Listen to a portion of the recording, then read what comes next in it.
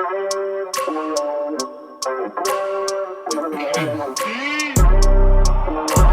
wake up every minute with the fever dreams. I put the mind to a limit where it needs to be. I work I got vision I don't need to see. I'm picking mind over matter, I believe in me. I need to find more hours in the day to breathe. Need to find more power in the way I be. And when my mind turns out with the painful scenes, I need to scream out loud, I can't stop me. I wanna be the greatest like Rocky. You know I leave them all hating like a hobby. I'm out here making moves like a lobby. And if you ain't with me, it's you lost, see. I got my mind on the facts, I'm a python, grab what I like real fast. Choke until I have everything I attack, everything that I lack, everything that I want, and I see, matter of fact.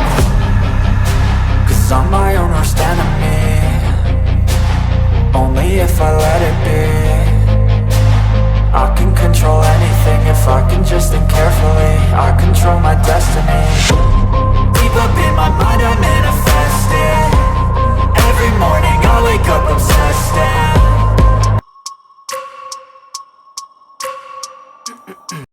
if you are watching this video, then you are here to see what the helmet turned out to be like. After all the tape was taken off, I went ahead and already did a little bit of touch-ups and things like that to it. We're going to have to do more, but I've already cleared it. First round of clear. So this video is going to be moving forward from the first round of clear. And I'm going to explain the different steps of clear coat, of why custom painters do it, and why I do it. Because everybody's got their reasons, but I think this reason is mainly towards all like graphics, you're doing airbrush work, anything like that. A lot of guys will say they do it to bury their artwork because you're gonna take multiple rounds of clear coat to do it, because every round you do of clear coat, you're doing either like 3 to 5 coats, depending on what type of artwork you have to bury to get it flat, and then you're sanding it down and you're flow coating it, and then really sanding it down and buffing it, and that's when you get it totally flat. Other times you're doing different rounds of clear because you want to lock in what you already have to add more, if that makes any sense to you. So you want to lock in your artwork to where you're not going to really mess it up or anything's going to get ruined, or maybe you want to test something now out that you're not sure of. You can actually clear it, put 2 or 3 coats on it, you know, let it dry, sand it back down, and then you can do whatever you want to it because you can always wipe it off. That clear coat is a barrier between your artwork and what you want to do. And then the biggest thing is pretty much those 2 things, and you already, let's say you have everything done and you clear it, but you got to do touch-ups and you don't want to mess anything up that's already on it. So you would clear it, lock in everything, and then go back through and do your touch-ups, and then you clear it again to bury everything. So those are like the 3 main reasons why people, if you hear anybody say I'm flow coating, it's just to bury everything, to lock in everything, or maybe to do some touch-ups down the road of like little things, like, because nobody's perfect. You know, when you're doing a ton of graphics on something, there might be a little bit of a slippage through the tape to where you actually can't get it off. You're gonna have to clear it and come back through, or maybe you can fix it without clearing it. Some guys will do that, but a lot of guys will actually do what I did, the graphics, and then pinstripe it, and then clear it, and then they'll find out, hey, I need to, this little area right here just needs a little bit of color blown in because there's a little issue with it, or whatever happens, you know what I mean? Everybody's got their own reasons, but those I think are the 3 main reasons why people do it. So if you ever hear people say they're doing multiple rounds of clear coat, that's usually the 3 reasons why we're doing it. So I did it the first round of clear to lock in what we have, and because I'm not really that far into the pinstriping world, that I don't feel confident enough to just pinstripe on top of my artwork, because if I mess something up pinstriping it and I don't clear it, I can't just wipe that stuff off. So it's going to create more of a nightmare for me to go back through and fix all that stuff that I mess up with the pinstripe brush, rather than I can clear it, put a couple rounds of clear on it, sand it back down, prep it like I'm going to re-clear it, and then go through it and do all my pinstriping. Maybe I got some touch-ups I need to do. That's when you go through and you finalize everything, and then you put your last coat of clear on it.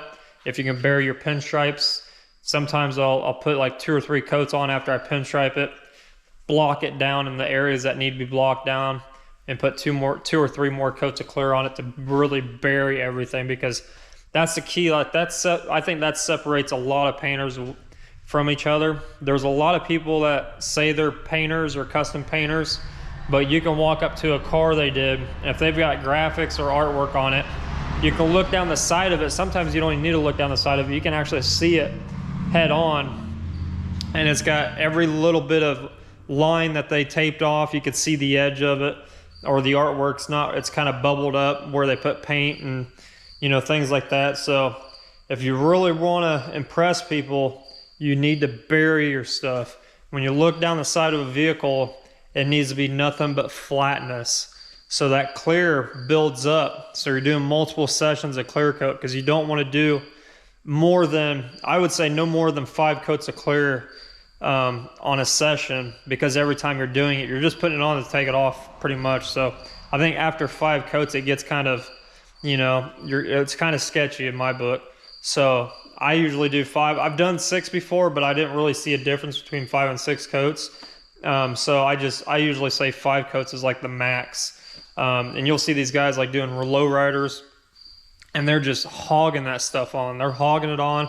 They're letting it sit outside for a while, and then they're cutting it down, hogging more of it on. They're like dumping gallons on that stuff to clear, you know, to bury all those lines that those lowrider graphics and that tape line and all the pinstriping they do on top of it.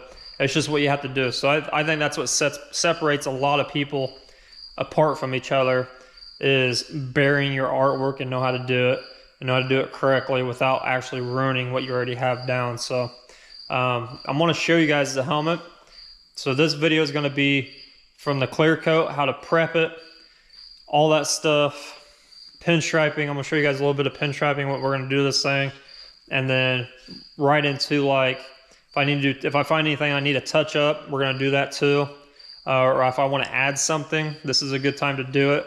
And then all the way down to the final clear coat, maybe a flow coat afterwards if it needs to be, depending on what it looks like after I do the, you know, the 3 coats of clear. But this is what it looks like. It is clear coated. I did it this morning, it was about 9 o'clock in the morning when I started clearing it. Baked it. I took it to work and I baked it with other projects that I was doing for work. So it's all done with House of Color UC21 clear. This is the clear I used. It's a really nice clear. And I put 3 coats on. I'm going to say 2.5 because I didn't let the second coat fully flash before I put the third on. I let it sit a little bit, but I put slow hardener in it, so it take a little bit more flash time, but I didn't really wait the full amount of time. So I just put a third coat, I would call it 2.5, whatever, coats on it. And I haven't done anything, and right now it's a little past 5 o'clock in the evening, so it's sat all day after it got baked, so it should be ready to sand and then get it all flat, as flat as we can get it before we pinstripe it. So this is what it looked like. Turned out really, really good. So yeah, I'm just going to show you guys.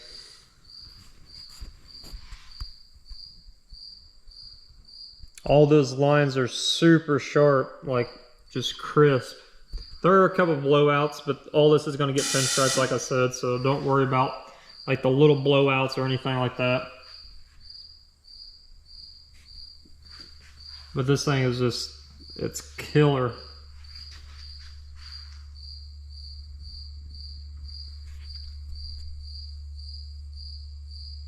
I mean, it's even like, you can probably tell how slick it is. It's just slick. You can see a little bit of the line, but it's not fully buried yet.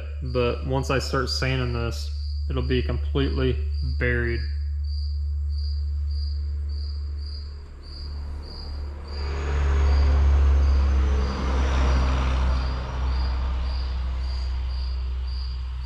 So that's it. So we need to prep this thing, get it all flat, get everything as flat as we can on the lines to pinstripe them, and then yeah, go from there. So one of the things you can't really tell in here, we're in my shop right now, the sun's out, so I'm going to take this thing outside and let you guys see, because this thing sparkles outside. You might not see a lot of it. I don't know how well the video is going to pick up. I try to do all my videos in at least 1080. I really don't have the support to do in 4K to where you can really see it. But the sun's out right now, so I'm going to show you guys just how much sparkle, because like I said, we did put some a coarse like aluminum FX pack in both of the colors, and then obviously the helmet is pearl white, so it's got its own pearl in it by itself. So with the sun out, it really flops really nice.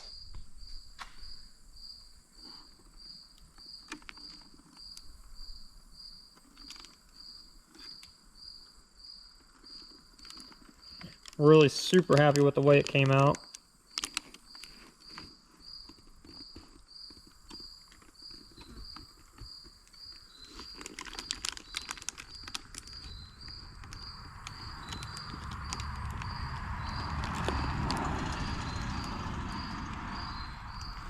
So yeah,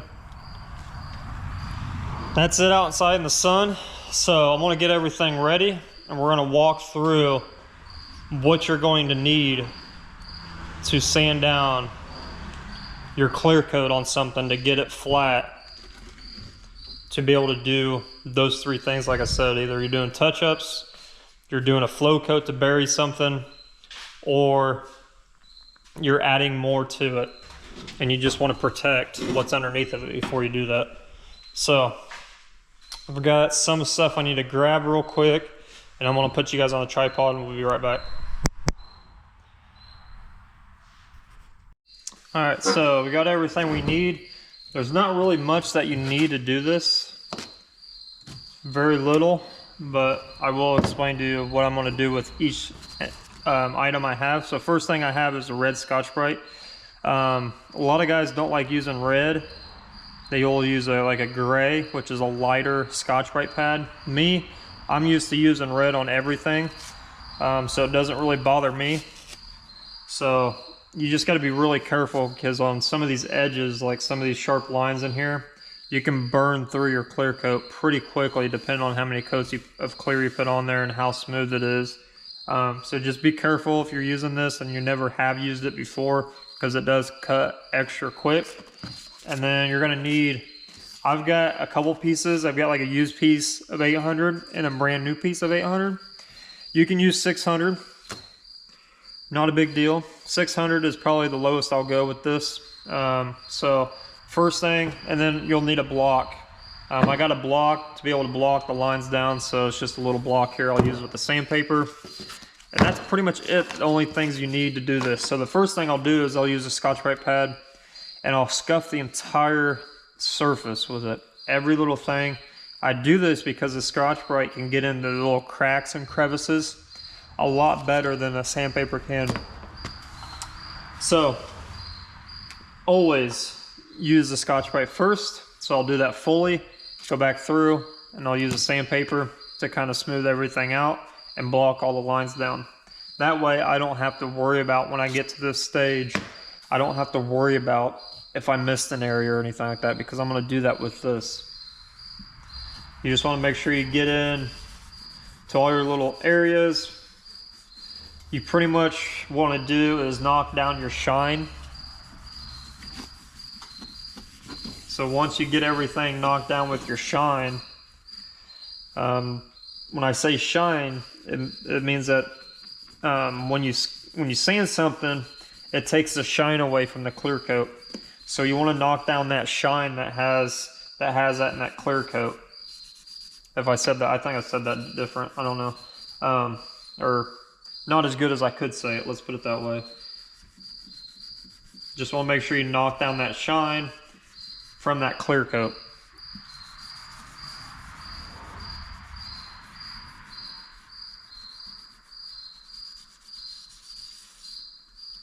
Like I said, you just want to be careful, because some of these, if you're doing like a flat helmet, it's all like flat like this, you're not going to have much issues. But this helmet's got a bunch of these little parts that are built into it that I really need to focus on getting the cracks and crevices on,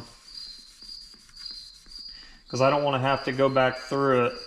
When I'm really ready to clear this thing, I want to be ready to clear it. I don't want to go back and prep anything.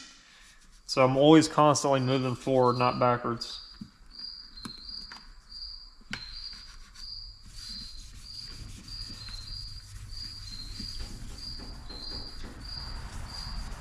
Another good thing about red Scotch-Brite is it goes by quicker.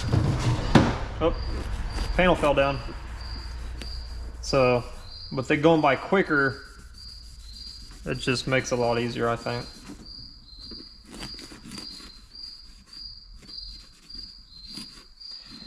And you want to get every little nook and cranny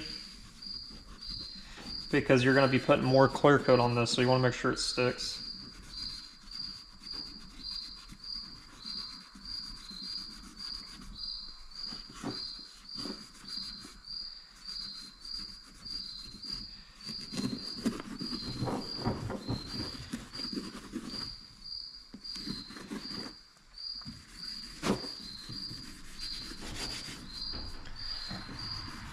Especially all these lines in here, all this craziness that this helmet's got going on with it. Just want to make sure you get all these edges.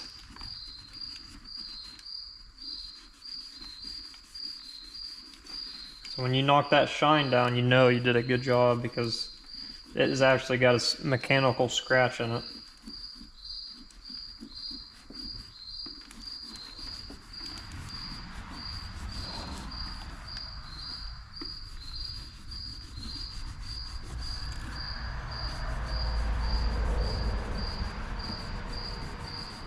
This is a piece that we have, this white piece. It goes right inside there once the helmet's built, so we got to clear that too when you get done with the final clear. It's just not going to get any artwork on it or graphics. So I'm just working my way around here. So I want to show you guys this real quick. So I got some of this prepped, most of it over here prepped. So I'm just going to walk you guys through it again. So once you get everything prepped like this, you're going to want to take your sandpaper on a block and just block all this stuff out. The key to this is to make sure you get all your lines buried.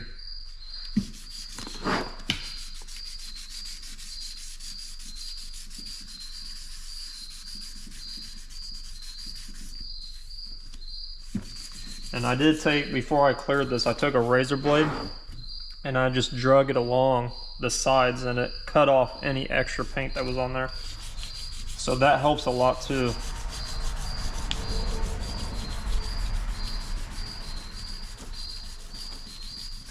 And you just gotta really take your time with this because you do not want to burn through it at this point.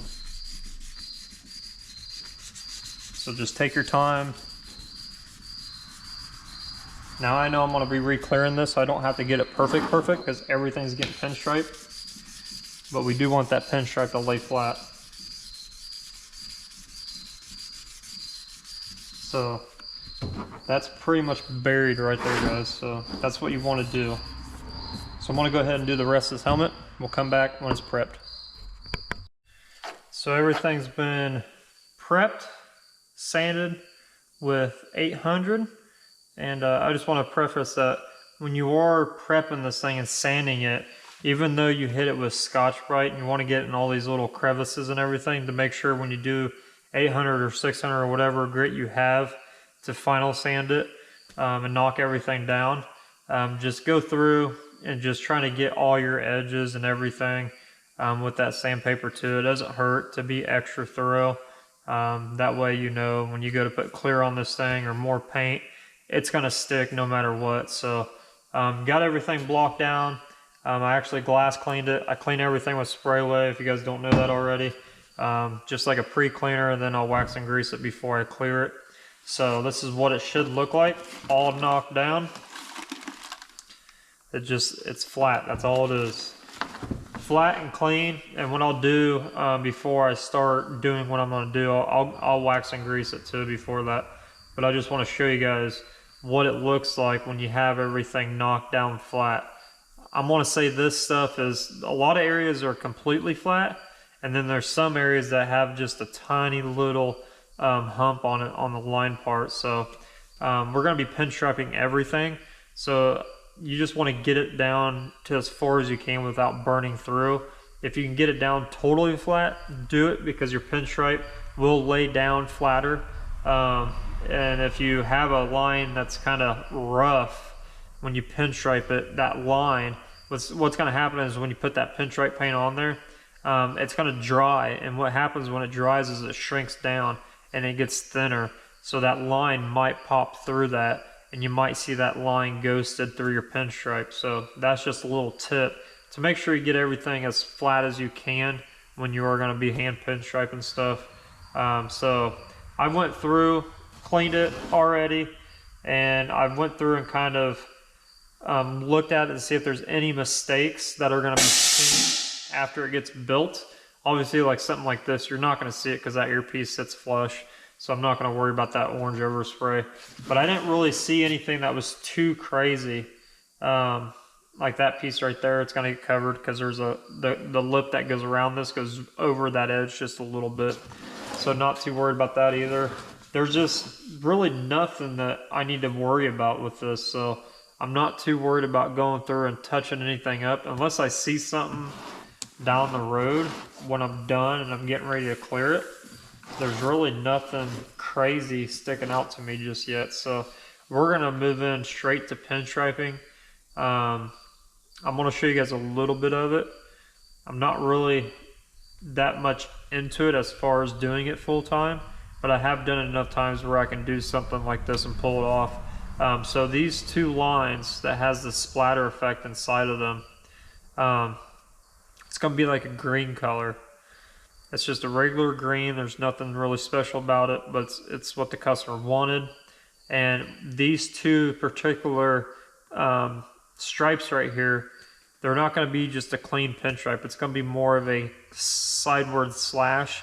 I call it the messy pinstriping because that's what it is. It's just a bunch of hacks and slashes side to side, and it creates a really cool effect. I'll show you what I mean on a truck that I've got behind me. It's got the same effect to it. So I'm going to show you guys what I'm talking about.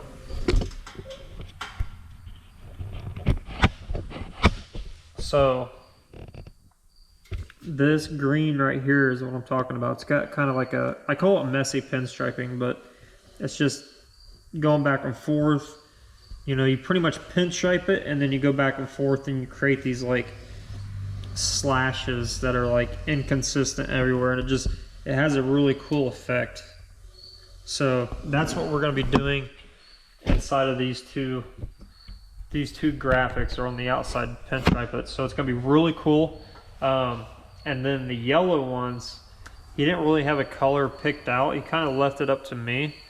He couldn't really think of anything. We were just going to leave it plain, but I think it needs something, because if you have seen anything that's not pinstriped and you put it against something that's pinstriped, it looks 10 times better pinstriped. It just does. It just makes it look like it's fully complete. So I told him, I was like, hey, we need to do something on the other graphics because it's just going to look naked to me. So he kind of left it up to me. So my thinking is, since it's yellow, I have a yellow pinstripe that's going to be a little bit different shade of this yellow that we got on here. So it's going to stand off against the orange, the yellow that we already have on there, and the green. So I think that's what I'm going to use, is that yellow. And instead of doing the crazy hack and slash, I'm just doing a nice, clean, simple pinstripe on it. That way it's nice and clean. One's kind of messy, one's clean, and it kind of contrasts itself pretty well. So that's the goal. So we're going to get everything out. I'm going to prep this thing, and we're going to get the pinstriping. Before we sit down and do some pinstriping on the helmet, I want to give you guys an update. It's the next day, and I've actually, before I made this video, made this decision. I want to give you guys an update on the Civic. If you guys went and watched that video, you know that I am putting pretty much a full body kit on it, and we're molding in some of the pieces for it. So if you haven't watched that video, go over and watch that video. The last video I posted was getting the side skirts, and so I have decided to do something different than what I was planning to do, and I'll walk you through that here real quick. So the car, I've pretty much off camera went around and I aligned everything, the doors with the quarters, the fenders to the doors, all the gaps. I went around and I did them pretty much as perfect as I can get them. Even took measures of everything to make sure from one side to the other side's the same. Even the hood, I measured all that stuff. Now the reason why I did this was because we're going to be molding on the side skirts, right? So to mold on side skirts, it's a big project. Nothing to really do with the door, but you need the door on there because it's going to get molded to the quarter panel and the front fenders. So those fenders are technically, when you do this, are on there for permanent. So you need to go through and line everything up to make sure it is the way you want it and the way it needs to be before you start molding anything in, because those fenders are not going to come off ever again unless I cut the side skirts off, but we're not doing that. We're leaving them on there until this car burns to the ground one day. So that's what I've been doing, is messing with all the gaps to making sure they're perfect. Now, when I say I'm going a different direction, I'm not going a different direction from like the body kit or anything like that. I'm going a different direction on what style I have for the kit. And the biggest reason why I've chose to do a different style of a kit is because the side skirts I've got, even though they're the ones that I wanted, there's too many issues with them for them to fit the way I want them to fit. Yes, I could take a lot of time, a lot of effort in making them 100% perfect, but you're talking about time here. And right now I don't have a lot of time to sit here and mess with something that's not going to be, it's going to take a lot of effort to make 100%. They're Duraglass parts, and if you know anything about body kits from back in the day, Duraglass, Duraglass, I think that's Duraglass. They're a manufacturer of fiberglass parts like body kits and things like that, and they're not really the greatest quality, let's put it that way. They're kind of like the bottom feeders of the body kit world. Like, their stuff is all right, but you got to do a lot of body work to get them to look decent.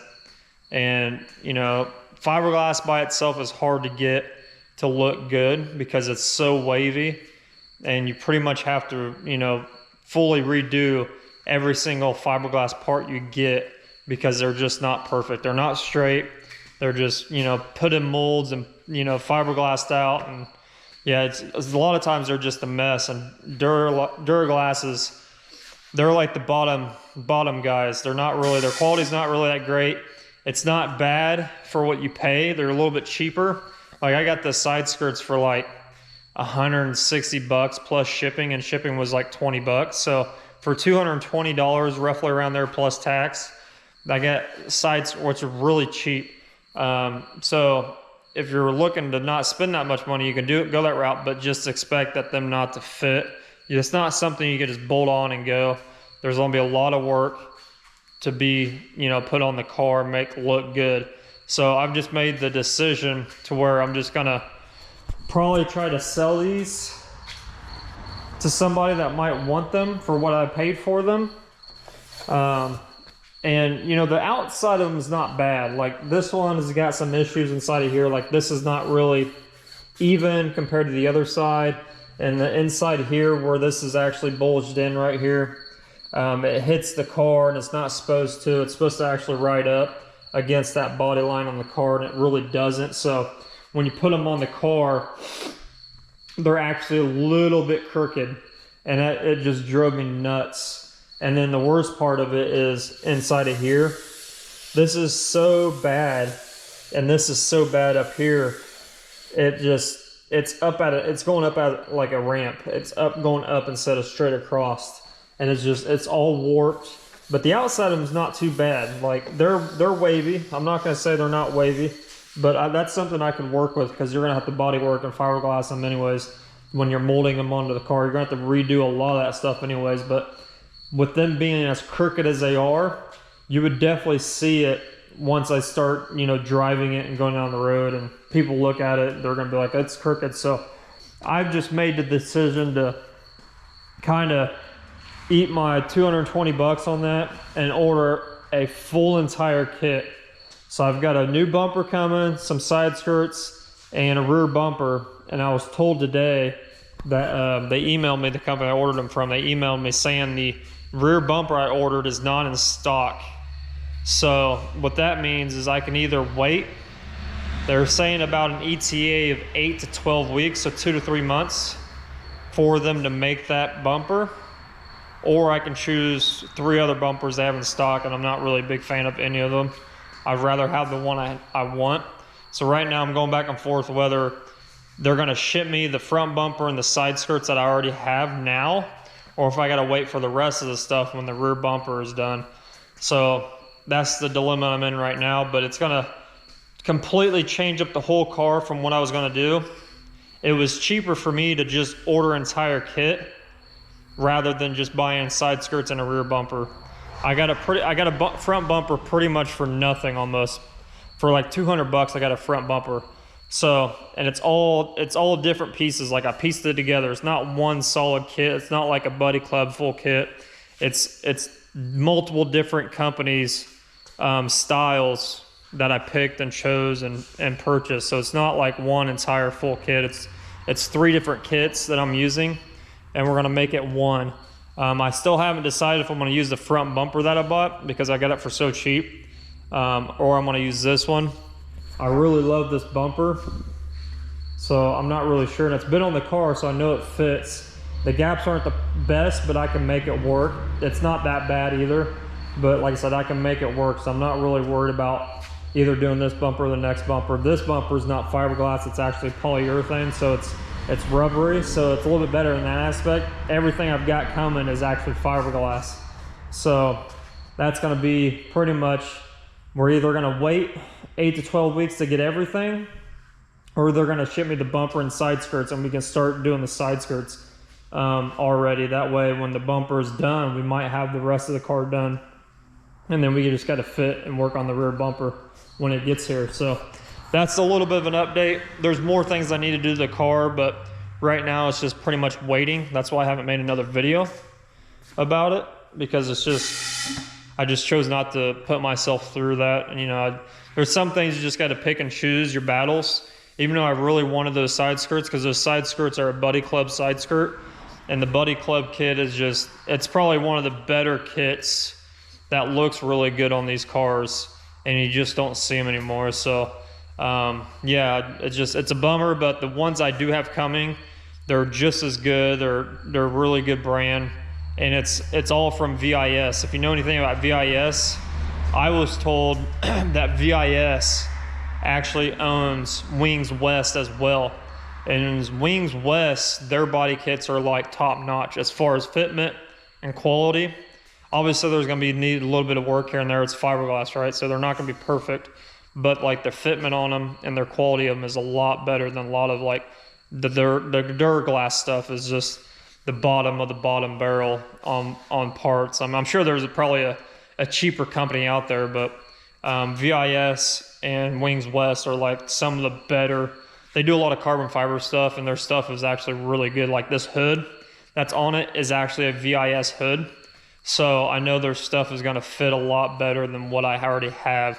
So spend a little bit more money, got a whole kit coming on the way, and when it gets here, I'll jump back on that. But like I said, there's little things I need to do to the car. But today we're going to switch over, and like I said, we're gonna continue this helmet. And I want to walk you through how I pinstripe something. Now, you need to take what I do with a grain of salt, because I don't consider myself a pinstriper. I've been painting cars and doing custom stuff long enough that I know enough to get myself in trouble with it, and get it done relatively, looking pretty decently for not being an experienced pinstriper. And I've tinkered with it. That's just comes with tinkering with it. I've messed with it. I've practiced for a lot, and you know, eventually you're gonna get the hang of it. So I know enough to get myself in trouble pretty much. So just take what I do with a grain of salt, but I do know a lot about it because I've been around the people that actually do it for a living for a while. So I do know a little bit. So I'm gonna try to explain everything to you, what I'm doing and how to go about doing it, or if you're wanting to start doing this stuff, what you should buy and, you know, kind of buy and actually go towards rather than something else. So yeah, this is a art form that is like none other. It's totally by hand. Like, there is a little bit of trickery to it. Like, you can lay out, they make stuff you can lay out lines with, and like paint pens and things like that, or paint rolls, and you can roll like if you're doing a whole side of the car. They make little tools like that you can use, but to do it actually by hand, it is a skill. Like, it's a really hard skill to learn and a talent. So it takes a lot of patience. So if you're wanting to start to do something like this, that's what I'm going to say to you off bat is you better have a lot of patience, because you're going to mess up a ton and you're not going to pick it up. It's going to take probably months, if not like years, to actually get the hang of it to where you're being consistent with it.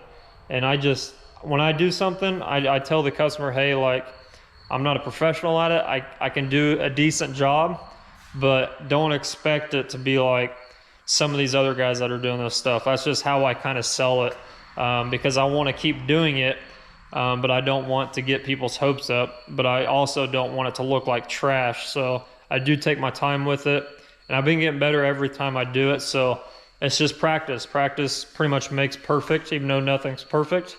So the more you do it, the better you'll end up being at it. And also I don't charge people for it. Like, my labor is free when I pinstripe. I just charge the people for the materials, like the paint that I use, or like the cleaners or the reducers or anything like that. That's the only thing I charge customers. So the labor is free when I pinstripe, but I do not sell it as I am a pinstriper. So yeah, we're gonna jump into this. I'm gonna go over the basic stuff and what I'm gonna use, where I'm gonna use it, the types of brushes I'm gonna use. I've got a lot here, so we're gonna go over just the basics. So I've got this cool little case here. It's got a ton of striping brushes. A lot of these, like over here, were like actually gifted to me because old pinstriper was not using them anymore, so I got them gifted. And then some of them I actually went and bought. So some of them really have some history to them, and some of them are brand new. Like this one's a newer one. All right, so these are, I mean, I might use this one. I don't know why I threw it over there, but these ones with the red, they are a series called Black Widow. They are a scroll brush, but you can use them to pinstripe. They are just a series brushes. Now, every single one of these is different. They've got numbers on them, and the numbers mean something different, whether they're longer, or skinnier, or fatter. There's just a lot that goes into it. So some of them are, you know, like I said, they're scroll brushes. Some of them are actually striping brushes. Some of them are daggers. You know, there's just a lot of different, when you look into this stuff, it's a lot that goes into it. There's a lot to learn. So I'm just going to give you guys the easiest way of that I do it, that I run it through my head. So we got your brushes. We got we're going to use, obviously we're using House of Color. We got the lime green, and then the lemon yellow, and then the striping reducer. So House of Color striping paints, they're a little bit more expensive, I think. I haven't bought some for a while. Obviously I've had these for a while, but they're pretty solid. Like, there is really nothing wrong with them. And then their reducer, I'm probably not going to use much of the reducer. I'm just showing it to you because we're not striping an entire side of a car. We're doing something that's not going to take long. like the strokes aren't really long. I mean, obviously this one back here is going to be really long, but for the most part, it's really quick and fast brush strokes. So I'm probably not going to use too much of this unless it just starts acting weird. Then I'll add a little bit to this. But for this, the idea is to add a little bit, like a really tiny, and then wet the paint up a little bit with it, with your brush. That way you can pull longer lines. But usually I just use it straight out of a can when I'm doing this stuff. And then we got a spray out card here. Now I'm using this just because I don't have anything else to load my brushes up with. And when you're doing this, you want something that has a shininess, kind of like a magazine page. You know how it's got that glossy print to it on top of it? Because if you use just regular paper, like if I use the back of this, all this lettering and all this mark and stuff, and the paint could actually lift this up. So you need something that's got like a shiny protectant shine over top of it. I don't even know what you call that. You know, when the magazines have that shiny, like almost laminated look to it.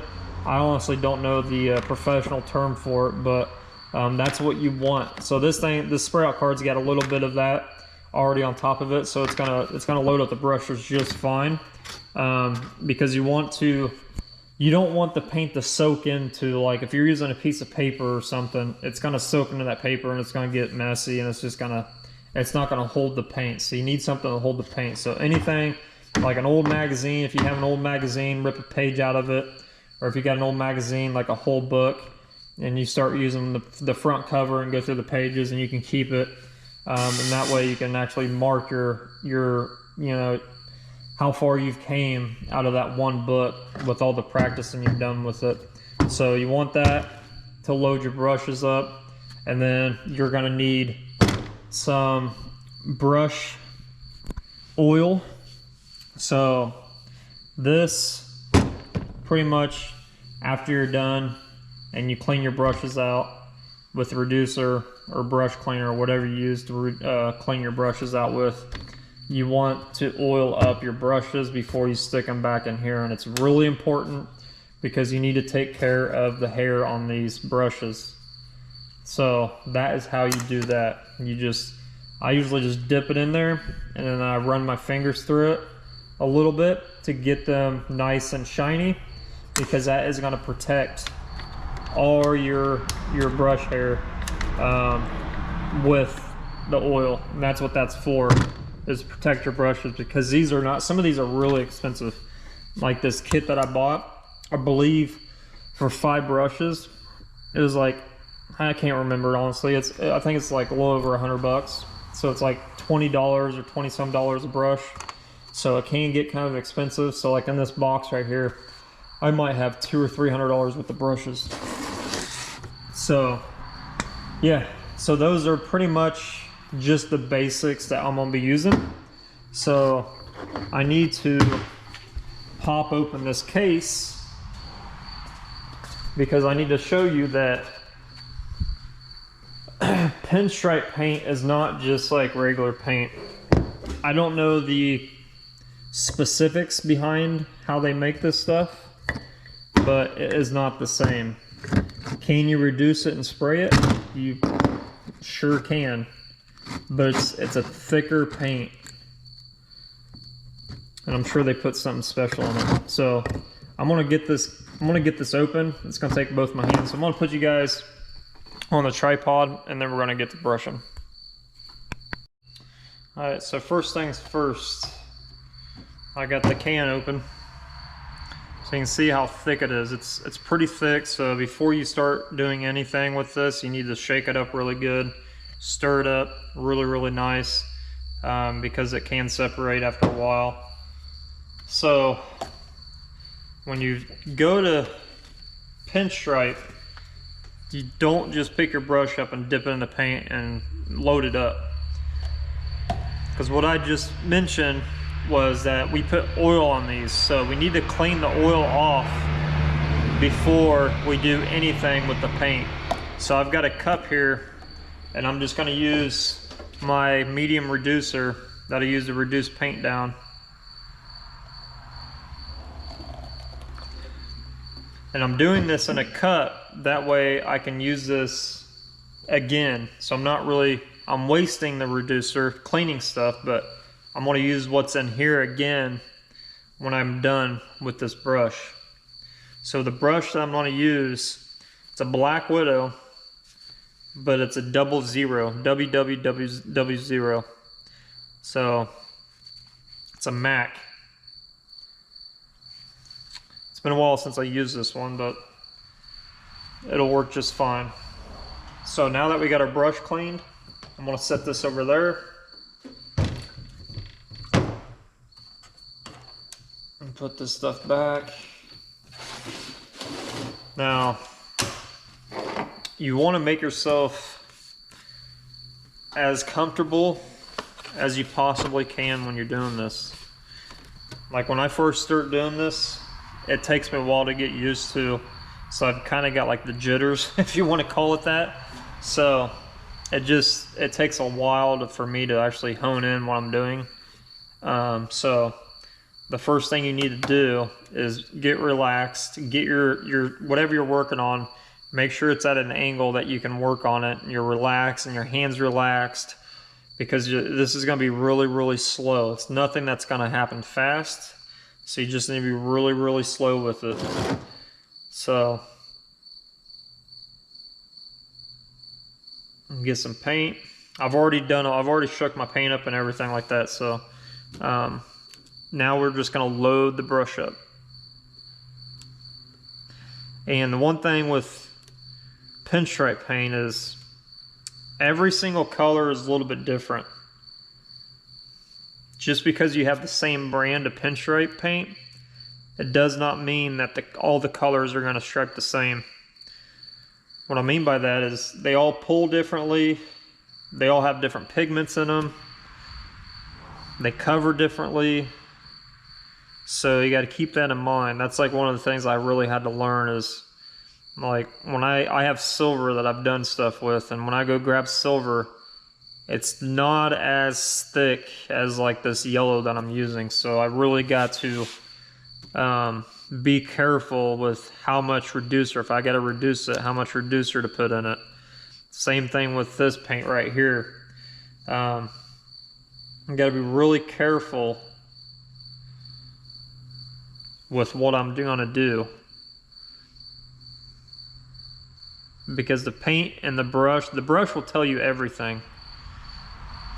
You know, when you get it loaded up, all I'm doing is getting a little bit of paint and I'm pressing it in there, going back and forth.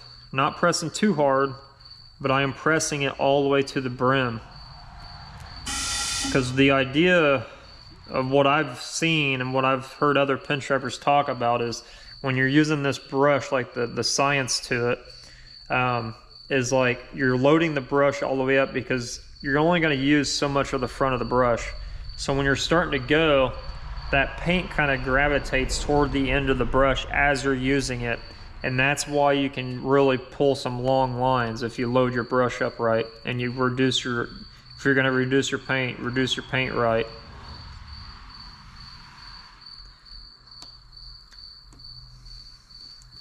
I mean, this House of Color stuff is really good.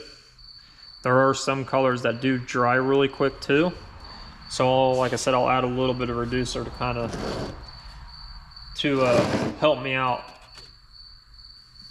So we've got yellow. The yellow is going to be with the yellow. Pretty simple, right? So what I'm gonna do is I'm gonna pinstripe everything. Even though you're not gonna see any of this right here, we're gonna pinstripe it.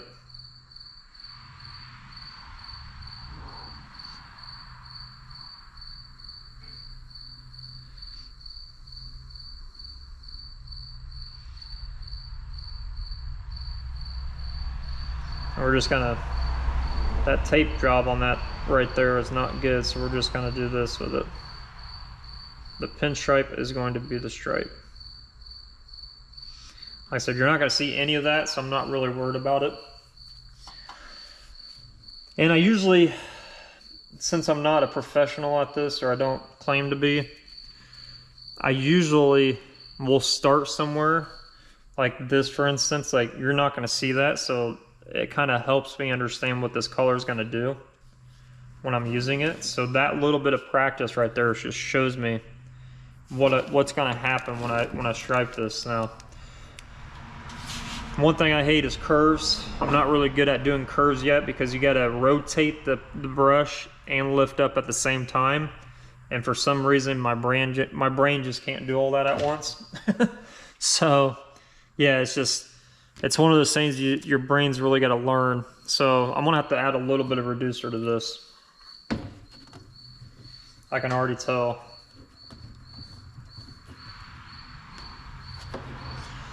And it's really simple. I just kind of, I mean, you're talking like a drop.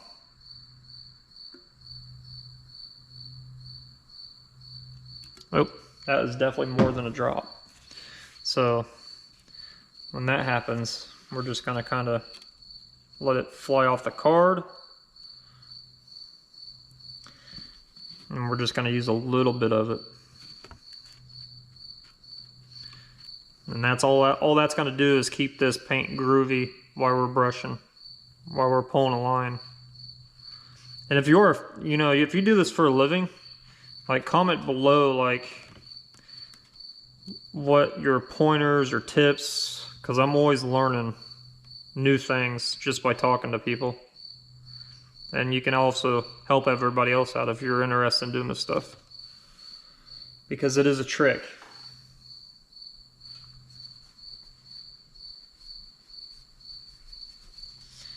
It does take a lot of skill to do this. So I'm gonna start. Now, your brush, they've got what I call like a belly on it. So that needs to be pointed down. And then I'm right-handed, so I'm gonna work my way from the left to the right. That way I don't cross, and my guide finger doesn't cross the paint.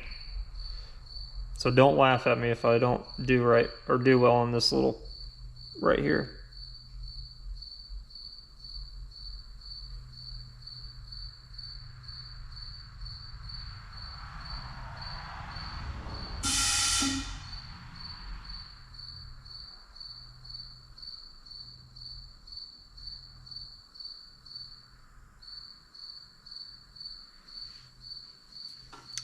We need a little bit of reducer, a little more.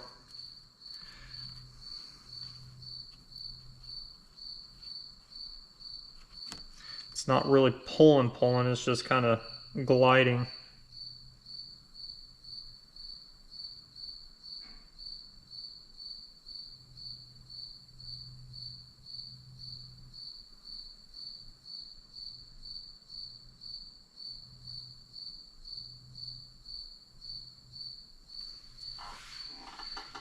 Not too bad.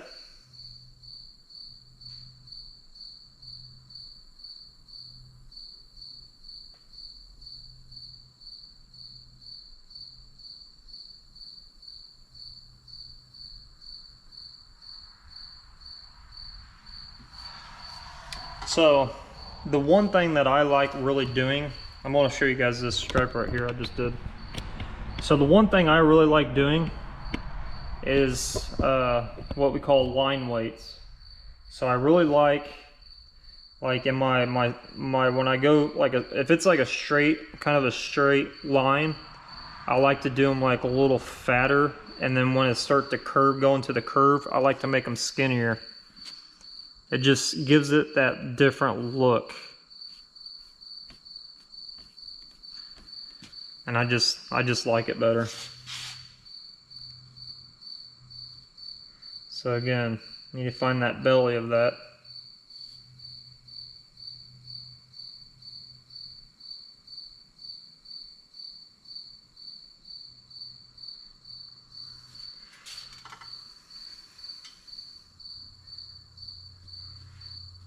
So, like right here, I am not a fan of what I just did.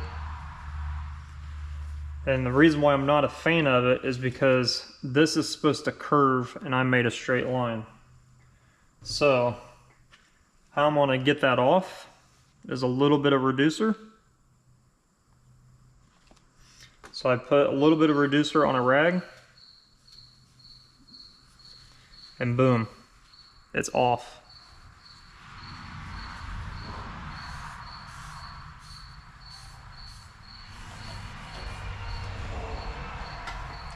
And that right there is why I clear my projects before I pinstripe. Because I'm not perfect. I know I'm gonna mess up one way or another.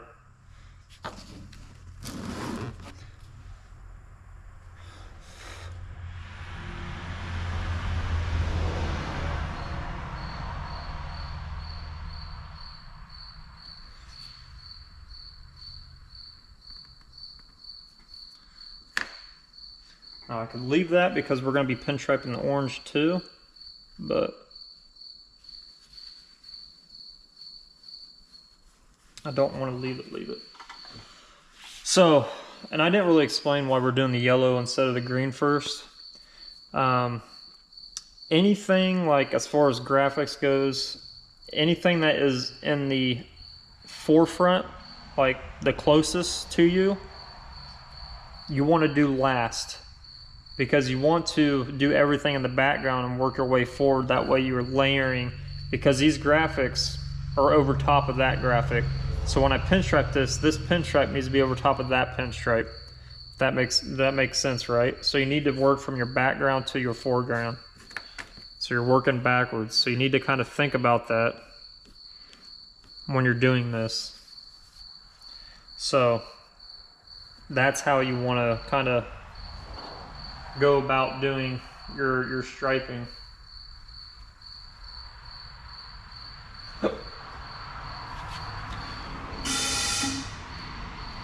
Pretty easy concept to grasp, right? So again, I'm finding that belly and I'm working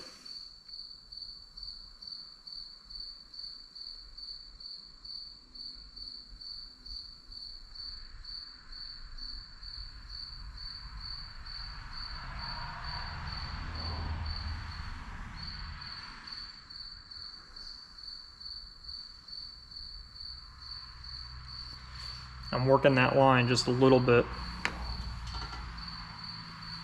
And I did it again. I went over a little bit too much.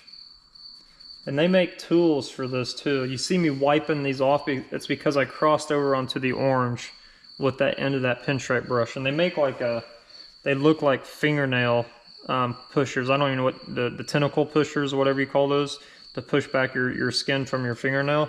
And they make them for this. You can actually push the paint back when it's still wet, and it'll clean up your lines. So if you got like an uneven line, you just got a little bit out of bounds, you can go back and you can push it and clean your line up.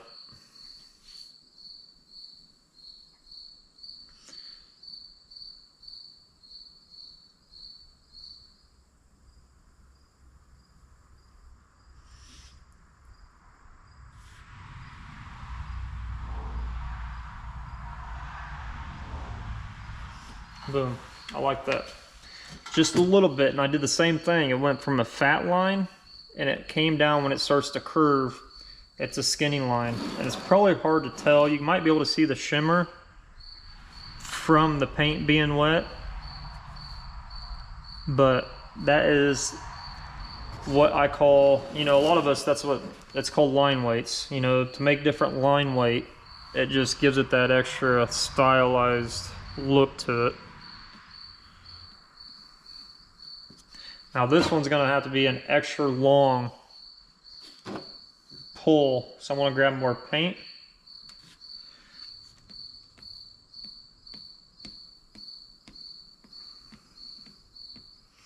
And when you're pinstriping, the harder you push down on this, the fatter the line's gonna be, and the more up you are, obviously the skinnier the line's gonna be.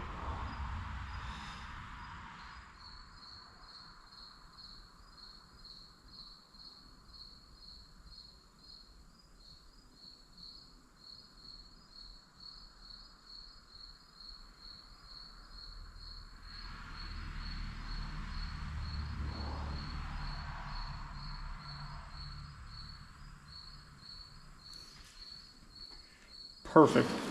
Towards the end, it kind of drug off there just a little bit, but we can fix all that. We can fix that, buddy.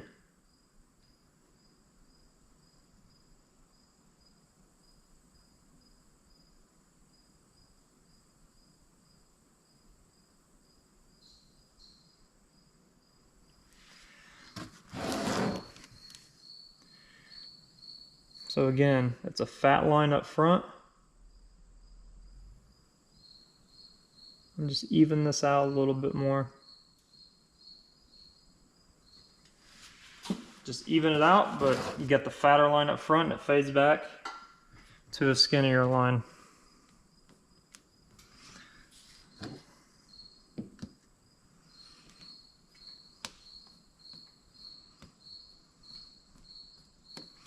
And that's just, I don't know if you guys can see that, but I'll get you guys closer.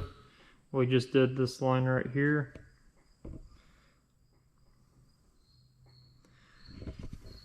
So, now we're gonna finish this line. Got a little bit too much paint on my brush, so I'm gonna re-lather it up.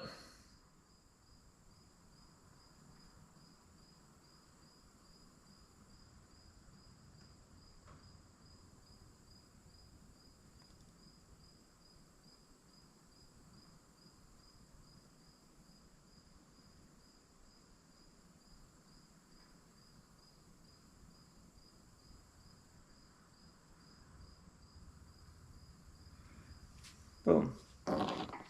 That kind of died out towards the back again.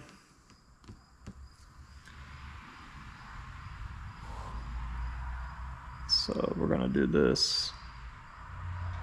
We're just gonna do it again, we'll say.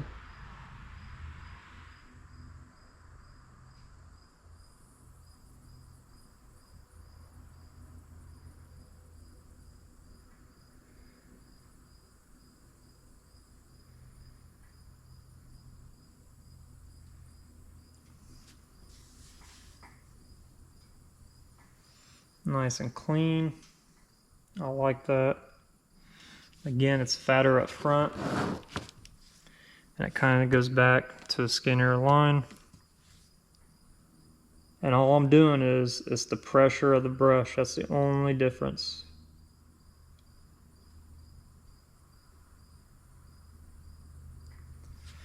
That is the only difference with that. So that one is done.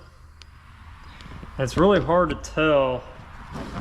I know when I clear this, you're gonna see the difference, but it's just a little bit. So it's gonna give it a really cool look. Because to be honest with you, there really wasn't much of an option other than, I mean, I could have done silver, but as far as the customer, with keeping it within this kind of color range from oranges to yellows, there's really not a good contrasting color to go with it unless you're going to reduce the orange and do, if you got like an orange pinstripe paint, you could do it with to kind of flop it. But yeah, so we're just going to keep on moving. Everything's turned out pretty good. So we're just going to keep this going.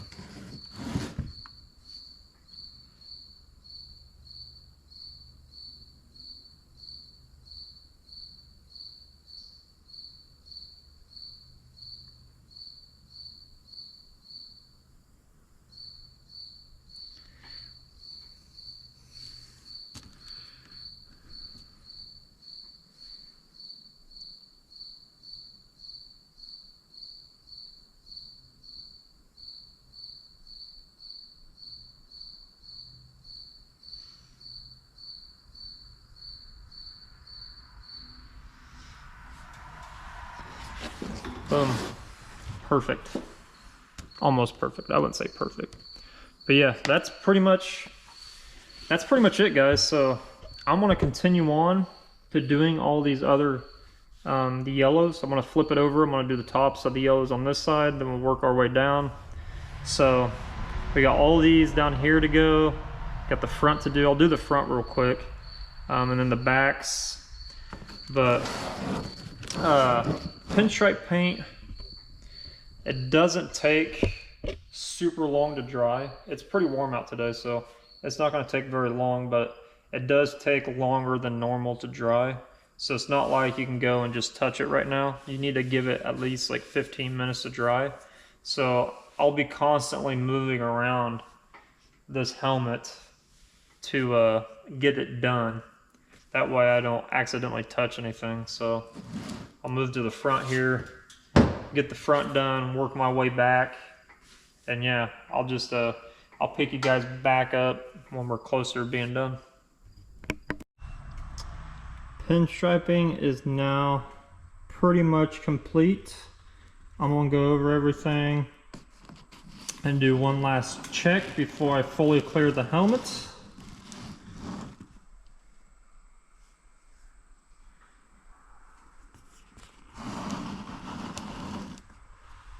Came out really cool. It's definitely gonna be unique color-wise. But I'm pretty happy with the way it came out. So now we're moving on to the next step. And I didn't really mention this anywhere in the videos, and you really should do this step before you, because it's just a lot easier. Pinstriping should be the very last thing you do. I just didn't do it for whatever reason. Honestly, didn't think about doing this until after I got the pinstriping done. I was like, it's missing something, and it's obviously missing something that is really obvious, and that is the drop shadows. So what I mean by drop shadows, it's all the shadows from the graphics. So if the graphics are kind of going this way, and let's say your light source is coming from the top here, all these graphics are going to cast a shadow underneath of them. And then they're going to roll with the edges, and then anything that overlaps is going to have a shadow casted down on it. So that is what we're going to do next. And then I'll final check everything, send pictures and videos to the customer, let him look at it, okay it, and then we'll finally fully clear coat this thing for the very last round of clear. So I'm going to walk you guys through on how to drop shadow all your graphics. So when you're wanting to do drop shadows on graphics or anything shadow wise, all you really need is just straight black. We're using House of Color still, so it's just their straight jet black and their reducer. Doesn't really matter what, don't worry about the slow, fast, medium, whatever. I use slow for pretty much everything. Sometimes I'll use a lot of medium in the wintertime, but in the summertime it's pretty much slow. But we're barely putting any paint on this, so it's not going to really matter as far as the dry times, because it's going to dry super fast. So the key to this is to go slow at it. You don't want to go too dark with the drop shadows, because if you look at a shadow on pretty much anything, they're really not covering much. It's just to give you an idea that it's got a shadow on it. So I always over reduced my paint. So everything's over reduced, but you don't want to over reduce it too much to where it's just splitting apart on you. So what I'll do is I'll crank down the air pressure, since we are over reducing the paint, and what I'm using is just my Eclipse, nothing fancy. And that is about the tone that we want to do on these drop shadows. You don't want to go and go dark too quick. That might be all right too, but we want to do a little bit lighter on this stuff. So we're just going to go through here, and we're just going to drop shadow everything. So if your light source is coming from the top, then all these in between are going to have a shadow, right? That is the idea.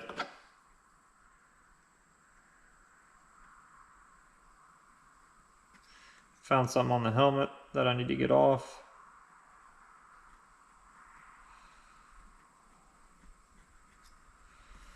That's better.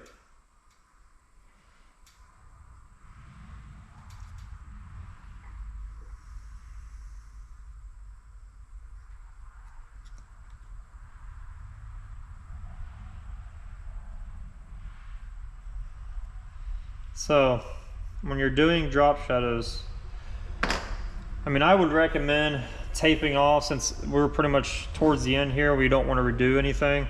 I would tape off your pinstripe lines just to make sure your stuff is not going to get paint on it, because then you're just going to have to go through and redo everything again. So just make sure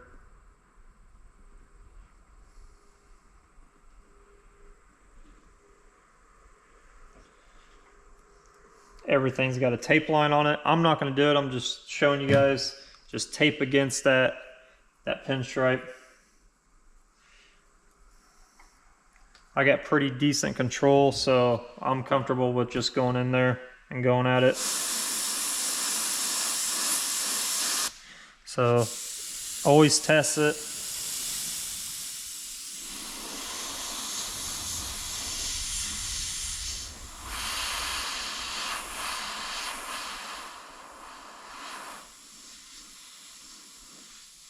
So I've got it too far over reduced.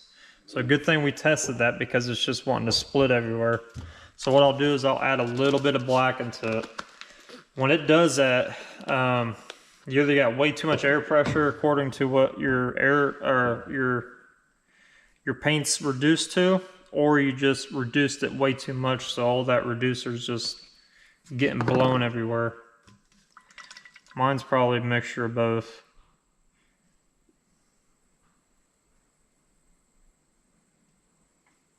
So just a little bit of paint, put back in it. We're gonna shake it up really good. We're gonna turn the air pressure down. I mean, I've got it turned down pretty far anyways. And then we're gonna go at, and the way I'm gonna do this, I'm not gonna go this way with it. I'm gonna go back to the front. And we're just gonna go really slow. That way you guys can see it all take shape. Because this will, even though it looks kind of finished now, this will actually really tie it off really well. I don't know if you guys can see that, but try to get it to you guys where you can see. And then I'll test it again.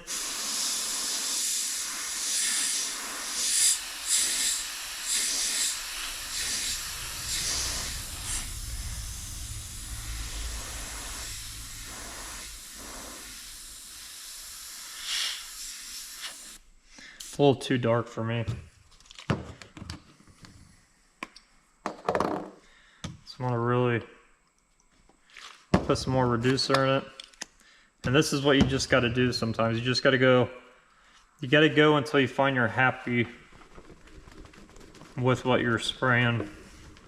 Like I said, if you go too dark too quick, it's pretty much game over. And I don't want to do that. I don't want to redo anything on this helmet.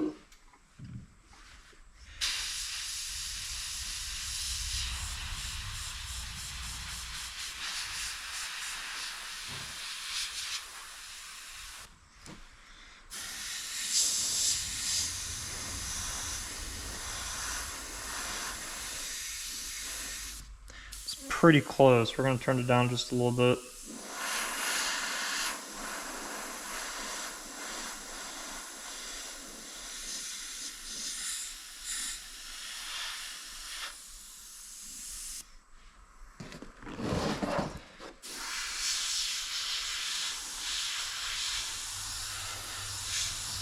You see, like, kind of like right there, that's pretty much what we want. So I'm going to start from the back and work my way up to the front.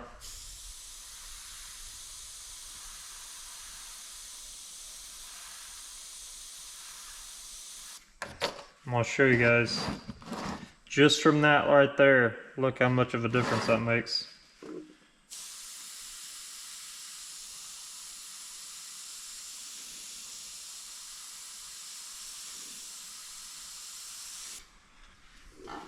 Boom. You see, just that little bit right there just does it. It's pretty cool stuff. And then since this is going over top, we're going to paint over top of all that stuff, all that pinstripe. And that's kind of one reason why I let the compressor go down first.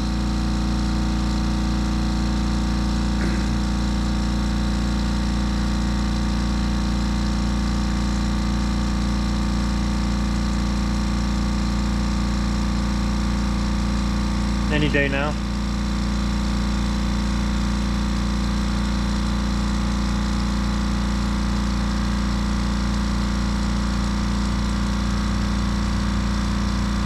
It should turn off any second, but so that's kind of why I waited, because if I would have done the shadows, the drop shadows, and then added the pinstripe, this section right here, I would have to re-pinstripe it because you want the pinstripe and everything underneath.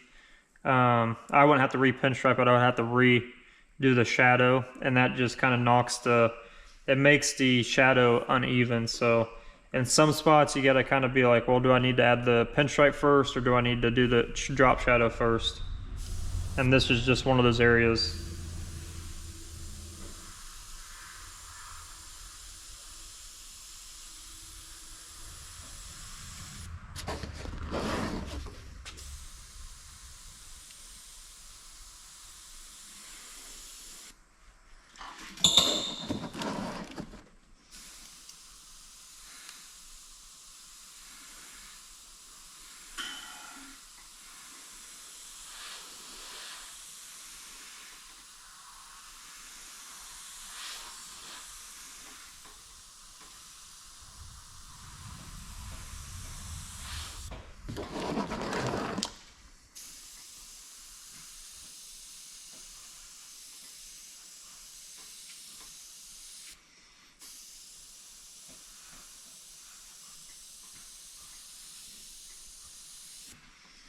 Boom.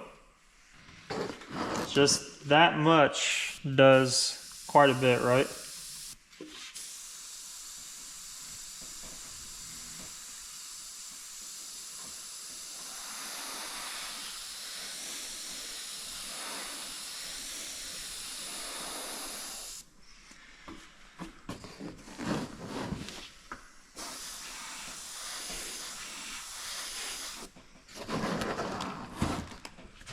Just a little bit. It does not take much.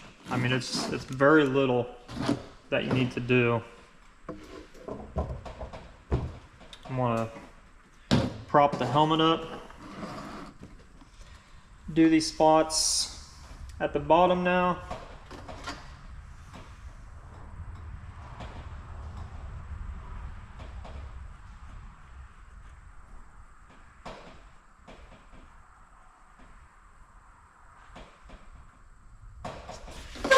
First thing I need to do something real quick.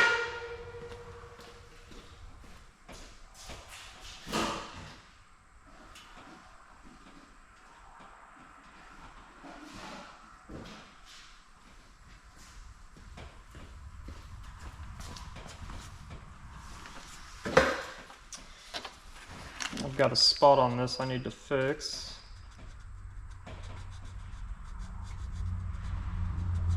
Just found a mess up that I did, and I forgot to fix it, so.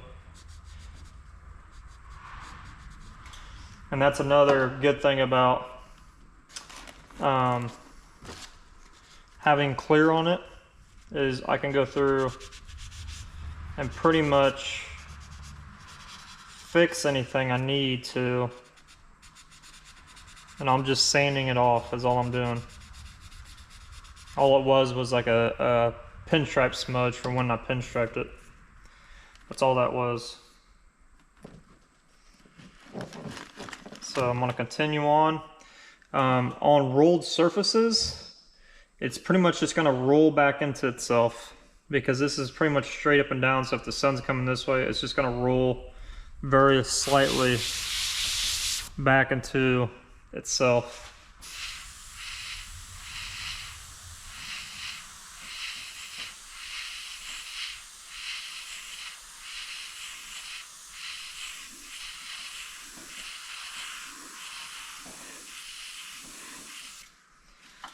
Just like that. Just like that. And then Like I said, we need to do everything going across now. So even all this down here is going to get it.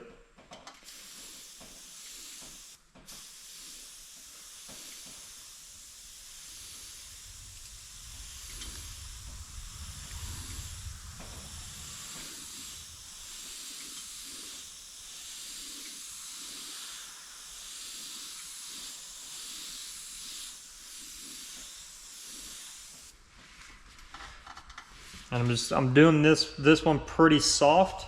It doesn't need to be extremely hard.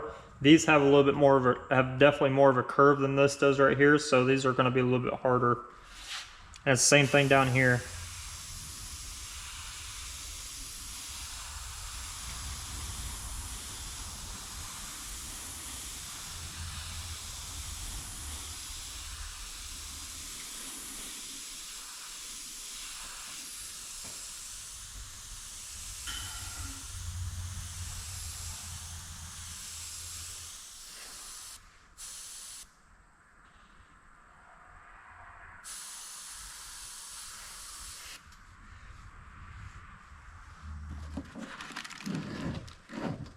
And we're just going to keep going around.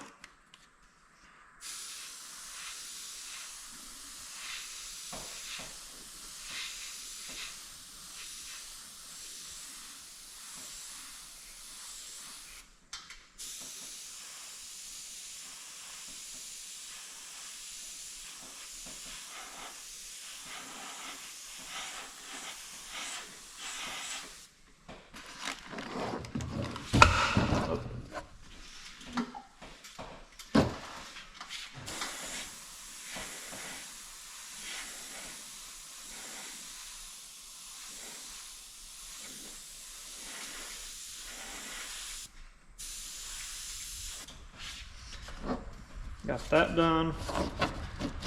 Now I need to do the crosses. So if the sun's coming down this way, you're going to cast a shadow. All right. Both of these are going to cast a shadow. So this is actually going over top of this one. You guys can see that. So I made it to where this is going over top of this. I'm going to set my paint can back up here.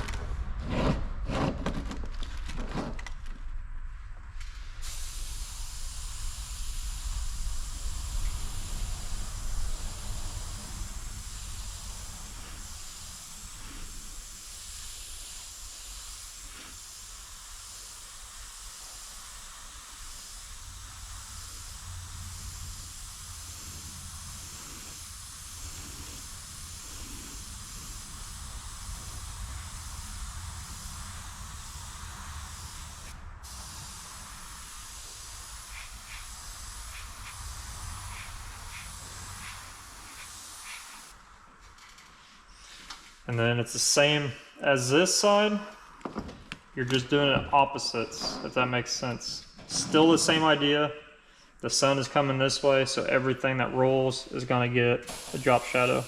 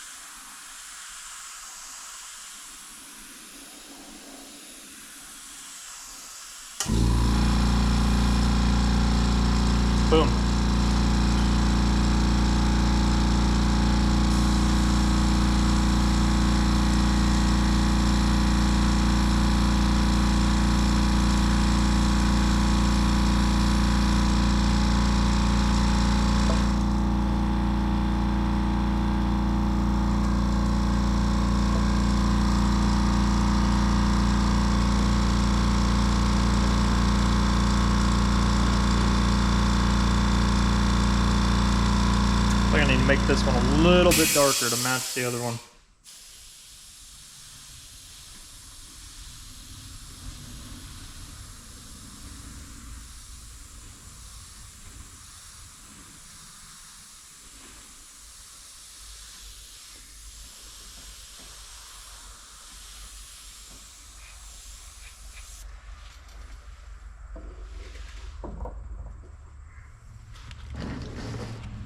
Check it over.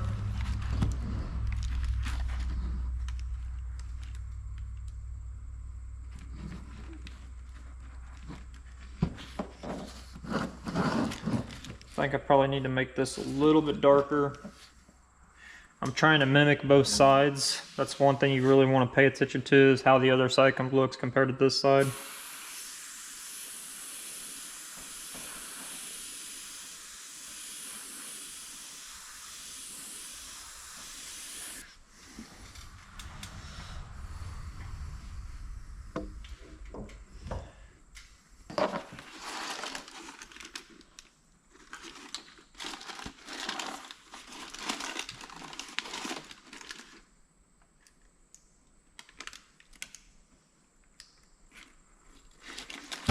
Not too bad.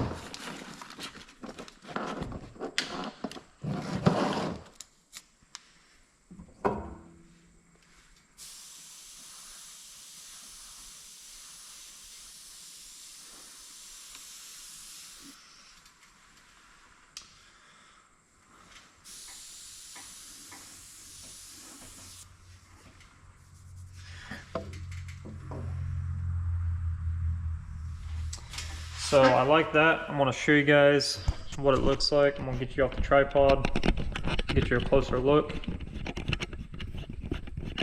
And then I'll go through the pinstripes, make sure everything looks good. But just that drop shadow just changes everything.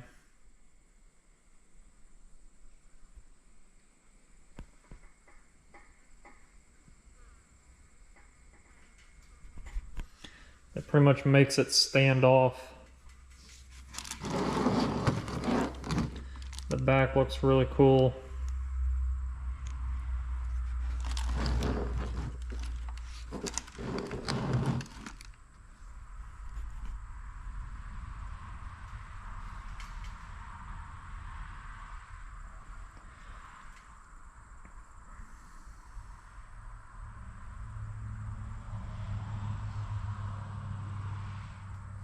So yeah, that's pretty much it, guys. Like, I'm gonna go through and do a little bit of touch-ups, send the customer a couple videos and pictures, and if he okays it, we're gonna sit it on, clean it. We're gonna, you know, clean everything, all your handprints and everything off of it, tack it off. We're gonna spray clear coat on it, and then call it done. So I'm gonna go ahead and do all the other stuff real quick. And it's been a day. The customer got back to me and accepted the helmets. So we have gone ahead to the point of final clear. Well, the first round of final clear. I think I'm gonna have to clear this probably 2 or 3 times, 2 or 3 coats, that is. You know, sand it back down when it's dry and put another 2 coats to bury all the pinstripes. The clear I use is a really high solid, so it might bury it on, if I put like 3 or 4 on it right now. So I'm just gonna have to see when I get done towards my end of my coats if I'm gonna be able to sand and buff all that lines out, because he wants it slick. He doesn't want to fill any lines. So sometimes pinstripe can be really hard to bury. Just because it's thick. It's not really hard to bury, it's just thick, so it takes a little bit more coats. So we might have to sand it back down and put like 2 flow coats over top of what we did. So not a big deal. It's typical. This is just how you do it when you're wanting a fully slicked out helmet. You don't want any lines to come through, or you don't want to see any edges or anything like that. So what I went ahead and did, what I was, went around and looked at it one more time. There was a couple spots I touched up as far as like the pinstriping goes, where I kind of overlapped the green and the yellow and things like that, just small stuff. There's like 2 spots that I found that I wasn't happy with, so I went ahead and did those really quick. The helmet's drying right now, and I'm going to show you guys what it looks like before we clear it again, and then I'm going to show you guys what I'm going to do, because I'm going to do something a little bit differently than just putting regular, just solid clear over top of it. So this is what it looks like. I still need to final clean it, and the cleaner that I use is a post-sanding cleaner. It's like a water-based cleaner from House of Color. I'm pretty sure it's water-based. It doesn't say that it's water-based, but you can clean it and it doesn't do anything to the paint, or it doesn't smudge it. So it's called post-sanding cleaner. It's really good because it gets everything wet. It kind of makes it look like it's already clear coated when you clean it, so you can get a good idea of what it's going to look like when it's cleared. It's a little cheat. If you want to see something before it's clear coated, I usually use that just to see what it's going to look like. So I'll do that, and then I'll tack it off, and then we'll get going on clearing. So everything looks pretty good. He was super happy with it, so we're going to get on to letting that dry. It needs about another 10 minutes to dry. The little bit of pinstripes I put on there, because I don't want to put the cleaner on there and then go wipe it and it just wipe it all over the place. So don't want that headache, that's for sure. So walk you guys through again on what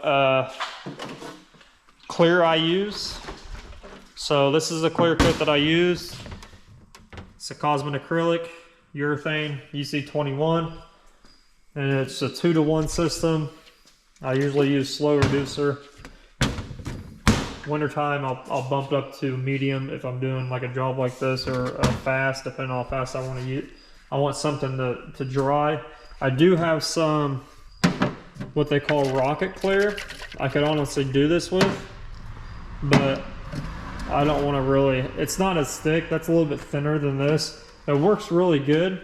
That rocket clear dries in like 30 minutes, but I just like using this because like I said, we're trying to bury those lines. So we're gonna mix this up, 2-to-1, and then I'm gonna put enough clear in my cup for pretty much 1 coat of clear. And the reason with that is I'm gonna throw a little bit of this sun gold in it. Since we have a yellow orange theme, and even the pearl white has got some little bit of yellow tint to it, I think a little, I'm talking like very minimal of this going into 1 coat of clear, and just kind of clearing all of it with this. And I think it's going to make it look, I mean, it's gonna sparkle for sure, but it's gonna look a little bit different, and it's gonna stand out even more than what it does. It'll just give it that sparkle, those little sparkles, because what this is like really tiny metal flake. It's actually true metal flake. They don't call it that, but they call it lightning effects. But that's essentially what this is. It's not like a dry pearl. And I have a dry pearl. I can kind of show you guys the difference. Here, I've got some House of Color. It's actually called dry pearls, and I'll show you guys the difference here. So let me open these up. So this is the House of Color stuff, and this is like the mic. I'm gonna call it micro flake, but I'm gonna show you guys the difference. They might even call this a liquid pearl, but I don't think they do. It's a mini flake for sure. So here's the difference. So here's a dry pearl. It is like really crushed up finely, and when you put it in something liquid, it's going to change the color of it a little bit. It's going to give the pearl accent to it. Now here's the mini flake. I mean, just imagine 1 coat over this over top of that helmet with that white that's already pearl white. Man, this thing's going to sparkle in the sun. It's got a little bit of like a gold yellow tint to it. So I just thought about this not too long ago about doing this, because I forgot I actually had this laying around. So I thought, man, that's going to be really cool just to put 1 coat over that. I mean, I've already got it all over my gloves, and all I did was open it. So that's going to make it stand out just, I like doing stuff like this that customers don't know about. Because like I said, he saw the video of it, like of what it looks like now. He saw it, but he doesn't know, like when he comes and picks it up and pays me, he doesn't know what it's actually gonna look like out in the sun. So that's gonna catch him off guard. So I like doing little stuff like that for people that I know it's gonna look good even though they didn't ask for it. It's just that little bit of touch for your customers. And every time I do it, they appreciate it. So just go that little extra mile for them. And, you know, you could have repeat customers over and over again because you're doing something. They see it as you're doing something for them, that you're just doing it to do it because you know it's going to look better. So I'm going to get to going on this. We're going to mix it up. I'll end up shooting that first coat of clear. I'll show you guys what it looks like. We're inside, obviously, so you're not going to see too much of the sparkle. You might, depending on how much I put in there, but I'm going to get all this ready, get the compressors going, and then I'll show you guys what it looks like after. You guys want to see the outcome of the helmet. So I'm going to walk you through a little bit of what I did because I did not film any of it. So I put a little bit of that mini flake in with the first 2 coats of clear. When I talking tiny, I'm talking like really small amounts. So not much. Put 2 coats of clear over it. That's what I had mixed up for. And then I waited about 20 minutes. I actually needed to go mow the yard, so I ended up going and getting all that set up while that second coat was, you know, flashing off, because I wanted it to really cure really well, because the third coat, I wanted it to really hammer it on. So if you know anything about clear, everything has a flash time, right? But with clear, when it gets to the point of like tacking up and it flashes off, it becomes like glue. So when you put that other coat on, it grabs it and it holds it, and it kind of flows itself out within the other coats that you put on. So you want it to get it to like that glue state. If you put it on too quickly, you might have problems with contamination. Putting paint on too heavy, you might get runs. Depending on what your setup is and the weather and the, you know, humidity and all that stuff, and how fast or how slow hardener you put in your clear, there's just a lot of variables to it. It's pretty warm out today. It's like 85, 88, somewhere around there where I'm at. So it's pretty warm, but we are inside. All we have done is, you know, I shoot everything in this little booth I've got set up where my car's at right now, but I just pull the curtains, turn the fan on for the exhaust wall. So it's probably about 80 in here, I would think. So I always let things flash off. I use a really slow reducer when it's in the summertime, when it's hot like this. So it takes everything and it kind of flows itself out. I shoot pretty heavy with clear anyways. So I always wait that extra, you know, 15, 20, 25 minutes, depending on how heavy I want to put it on. So then I put the last coat on, just regular, no pearl, no nothing, and just hammered it on there after about 20 minutes. And then left the wall running, you know, to keep air moving. That's another thing that's important with when you're painting, you want to keep the airflow moving. So I left the wall on, went and mowed my yard. Takes about 55 minutes for me to mow my yard. And then came back, and it's pretty tacked up. It's not fully cured. It's gonna take probably a good 12 hours for this stuff to feel fully clear or cure up. So, but it's nice out, so it's tacked up. I willed it out and I put it in the sun. I want to show you guys what it looks like because it looks awesome out in the sun. So here it is, all in its final glory. This is the last step that I needed to take. Obviously, I'm going to sand it down. You guys probably won't see. I probably won't make a video of it. I'm just going to sand it back down, and I'll probably put 2 more regular coats of clear over it to just bury everything, and that's it. So this is what you guys will see as a final form of this helmet. Came out really, really good. It's going to blind you.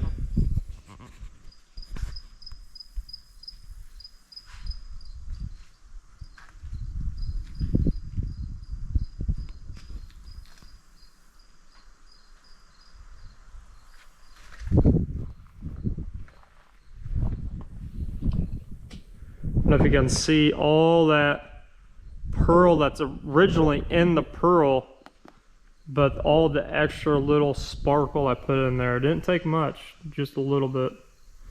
And it just gives everything that extra little pop that it needs. But it came out super slick. I mean, so nice. It's almost perfect, I would say.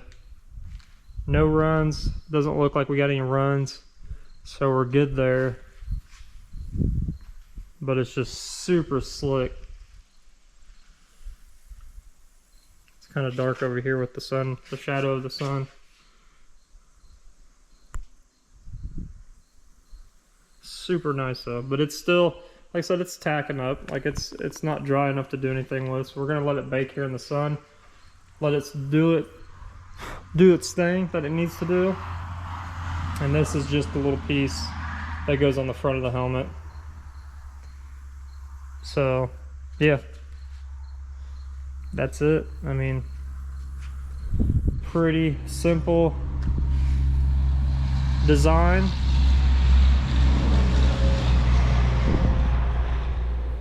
But it's gonna be one of a kind. So I'm really happy with the way it turned out.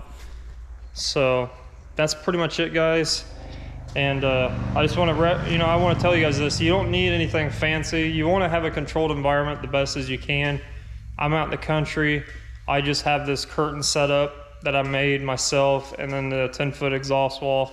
So it's not, I mean, you can see my area. It's pretty dirty right now because I've got so much stuff in it. I literally cleared it right over here in this area. So you could tell I didn't really sweep or anything.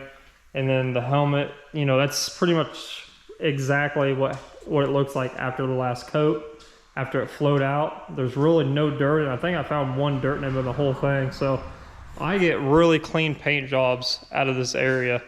But I also clean my stands. I clean myself off. I clean whatever I'm clearing off really, really well. So that goes a long way too.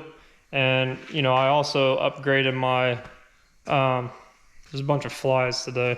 I also upgraded my my air dryer for my compressor. So I've got really clean air coming through.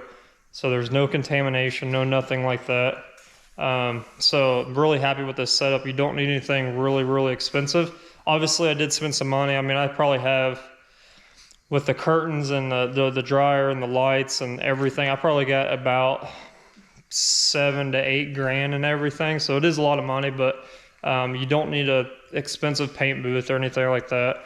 I have one at work. It works really well, and it's awesome if you do have a paint booth. It's less of a headache if you do have a paint booth, because it's more controlled than something like this. But you can pull really cool, nice paint jobs out of areas like this. Just spend a little bit of money, spend a little bit of time cleaning and getting everything nice. You can get really nice paint jobs out of it. And yeah, that's all I want to kind of say before I end this video. Just keep on working, and we'll see you in the next one. I don't really know when my next video will be up, but it'll probably be something with the Civic. We're just waiting on parts, like I mentioned earlier. So yeah, if you have any comments or any questions you want to know, go ahead and ask them in the comments. Make sure you like and subscribe to get this channel growing. We'll get there eventually. And yeah, we'll keep doing cool stuff. So I'll see you guys on the next one.